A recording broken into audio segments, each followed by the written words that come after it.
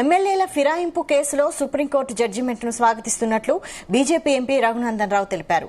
Speaker 3 నెలల్లో నిర్ణయం తీసుకోకపోతే ఏంటి అనేది అర్థం కావడం లేదన్నారు. ఈ విషయంలో కోర్టు క్లారిటీ ఇచ్చి ఉంటే బాగుండేదన్నారు. స్పీకర్ నిర్ణయం తీసుకోవాలని ఆదేశించడం వేరు, శాసించడం వేరన్నారు. ఈ సున్నితమైన విషయంలో తేడాతో పార్టీలు మారుతున్నారని విమర్శించారు. స్పీకర్ ప్రజల పక్షాన నిర్ణయం తీసుకుంటారని భావిస్తున్నట్లు తెలిపారు. ఈ రెండు జడ్జిమెంట్లను కూడా భారతీయ జనతా పార్టీ పక్షాన స్వాగతిస్తా ఉన్నాం. సుప్రీంకోర్టు తెలంగాణలోని 10 మంది ఎమ్మెల్యే పార్టీ ఫిరాయింపులకు సంబంధించినటువంటి ఇచ్చిన జడ్జిమెంట్ లో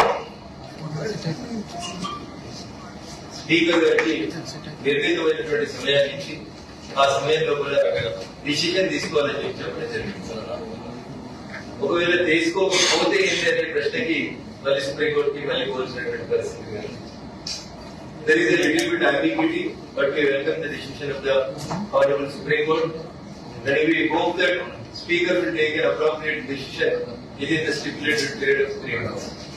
Supreme Court నేను చెప్పినట్టు 3 నెలల వ్యవధి లోపల తెలంగాణ రాష్ట్ర శాసనసభ స్పీకర్ గారు సరైనటువంటి నిర్ణయం తీసుకుంటారని, ప్రజల పక్షాన నిలబడతారని చెప్పి భారతీయ జనతా పార్టీగా మేము ఆశిస్తా ఉన్నాం.